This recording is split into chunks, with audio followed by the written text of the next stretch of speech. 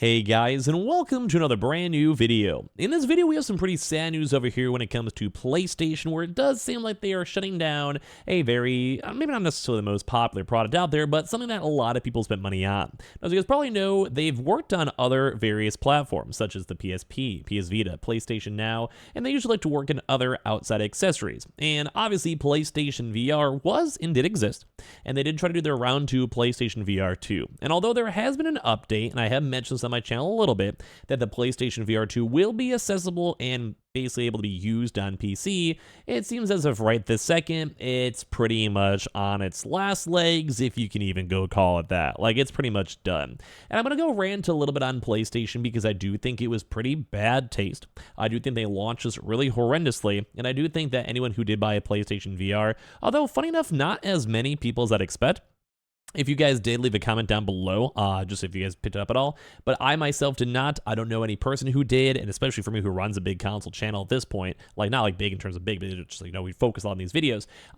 It's kind of crazy that we barely saw anyone discussing it and talking about it. So if you did, let me know in the comment section down below. And subscribe if you guys are new. We have the Twitter and Twitch ring down below. We're going to be playing some Elden Ring too, and I appreciate y'all for watching. And one of the big issues over here is that Sony kind of messed up. Mainly because Sony, and they have an article here from Android Central, and we saw some leaks. We even made some other videos discussing it. PlayStation took down their PlayStation London studio, which basically was making VR games, and that kind of was the first really big nail in the coffin. They also stopped the overall production of PlayStation VR. It's like they stopped it, like they're not making any more in factories, and at this point, whatever stock they have, that stockpile still exists. Like, it's there. And the headset is still a good headset. Like, I don't want to go and say it's not. Like, it is good tech-wise, spec-wise. You buy it for PC. It's not the world's worst thing. It's like a pretty well-valued VR headset. But there's a lot of issues that led towards this being broken. I'd probably say, number one, VR being niche. Probably the biggest example is there wasn't really that many crazy good games out for VR. Like, I truly do not think that VR, like, there's not a single game where I'm like, I want this.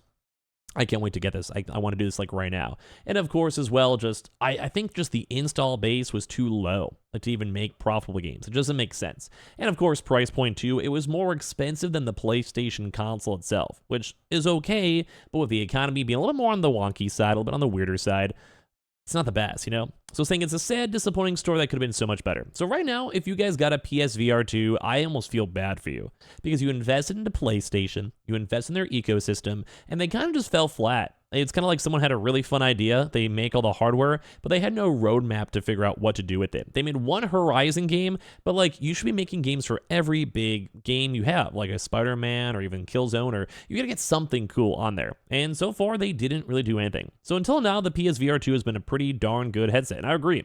Well, over 200 games are currently available, with several impressive releases like Horizon Call of the Mountain, Gran Turismo 7, which is pretty good, and the duo of Resident Evil Village and Resident Evil 4 Remake.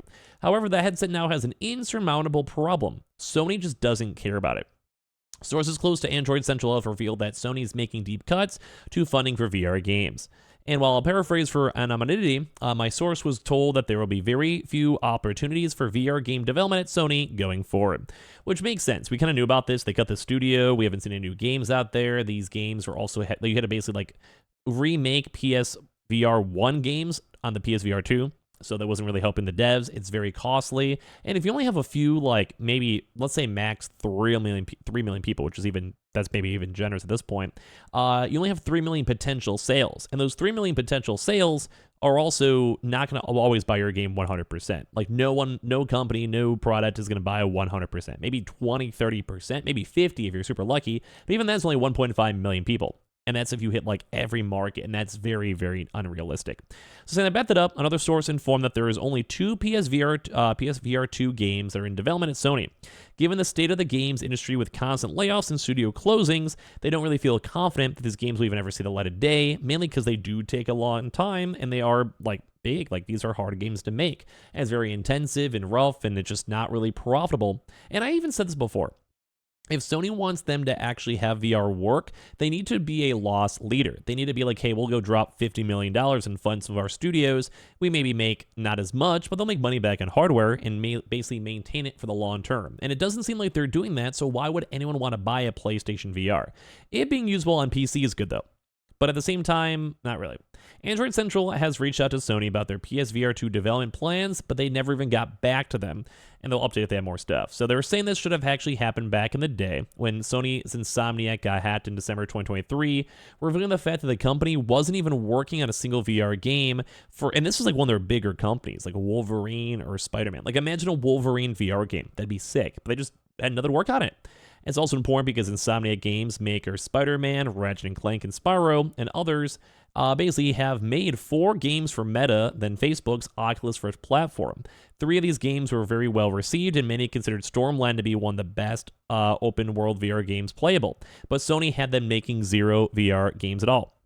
And basically, they had no game studio working on it. It was sad. Like, it's really sad to see. So last year, Sony released just 3 PSVR2 games and has yet to officially announce even one first-party game coming out in 2024, let alone in 2025. And of these 3 games, Firewall Ultra developer First Contact has also then since shut down.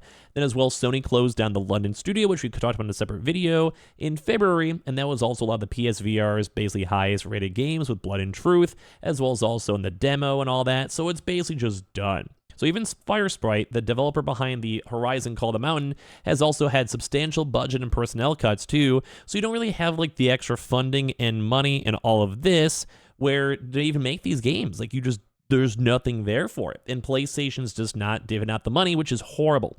Like I do kind of feel like if someone bought a PlayStation VR 2, they're going to be upset. Like I would be. Like imagine you spend and invest more money than the PS5 itself cost on a console, like a console edition, and you don't even get any games to play. Now there is other like third-party stuff, yeah, but like you could do that on any type of PC VR headset that doesn't have to have a relation on the PlayStation 5.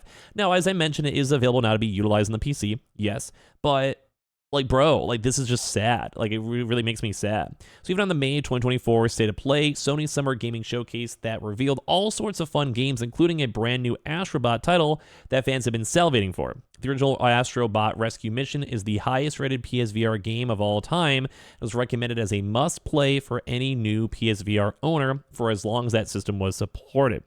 The trouble is that the sequel doesn't have any kind of VR support at all. Games like Astrobot take years to make, and at the same time, it just seems like they gave up on this a long time ago. I think ever since the production of them stopped, that was like the point where they're like, we have to stop. And it's horrible because people bought it. Like, so like, what are you going to do when someone bought the hardware? They invested their own like heart and soul into it, and they don't even, then someone just kind of drops the ball. It's horrible. They also said there was a total lack of vision for it, which I'd agree. They have the hardware is good, but hardware doesn't sell the hardware, software does, and having a reason to play it. When Astro made an appearance on the May State of Play showcase, I immediately got excited. Astro is such a lovable character, and the appearance of the PS5 controller on screen with Astro riding it, no less, certainly looked like a PSVR 2 support was in the game, until they realized that there's no logo at the end of the trailer, only the PS5 trailer, and sadly, it doesn't seem like there was going to be a VR mode at all. But like, why not? Like, if you have the funding and you might get good sales, why not? Like, they're literally wearing a VR headset. Like, bro, like what do you want to do here? When Giovanni Calantanio asked why, he was given this incredibly disingenuous response by team as well, from basically Nicholas Doucette. We're focusing 100% on PS5, so then why even sell the PSVR in the first place? Like, I'm disappointed. Rescue Mission was a great fun to make. Every medium has its strong points. In the case of a third-person game, whether you work on TV or VR is radically different. This idea that we can add a VR mode is not applicable to this kind of game. It's applicable to some first-person games like racing, but not for this kind of game. So our choice was to 100% for TV to really have as many people possibly playing the game, which makes sense. I mean, you don't want to sell a product that people don't have. Like if there's only 1 million PSVR 2s, we don't know the exact numbers, then, well, yeah, why make a game specifically for it? But that's what Sony and PlayStation need to do. They need to work on this. They need to go and help fund it. It's like their hardware. If you want to sell hardware to people, bro, like you got to support it. So like what's going to happen to people who have the PSVR 2 now? Like, you can do stuff on Steam, which doesn't make it fully dead on arrival, which is nice. But, like, bro, it's just disappointing. Like, it really is just this, like, this is kind of the struggle, I think, of having an ecosystem as your own. And yet, studios like Flat2 VR have proven that modifying games made for TVs isn't even that difficult. Popular PC modder PreyDog released a new app in January of this year that turns any modern Unreal Engine game into a VR game in just a few clicks. So, like, at this point, like, people could probably figure it out, or at least jerry-rig it, or even just, like, have it for free. Like, imagine having Astrobot, but, like, you do a few small twists and turns. It may not be the best game, but maybe also include it for free on VR. And it's just sad because they're saying they want to focus on these big games like Horizon, Uncharted, Last of Us, Spider-Man as well, and they could potentially have a VR mode launch alongside them, along with the regular version, like I just said. But they just never did that. They never cared. I mean, it just sucks. Like, they just didn't put in the effort. They didn't have a plan. And at this point now, like, I'd be disappointed if I had a PlayStation VR. So saying Sony has all but abandoned dedicated VR games and doesn't seem to convince that hybrid AAA games will work. So what's left? Because some of the absurdly stupid software limitations, there's no backwards capability as well for the PlayStation VR 1, and Sony has already told fans to forget about ever getting it, so that's another bad issue.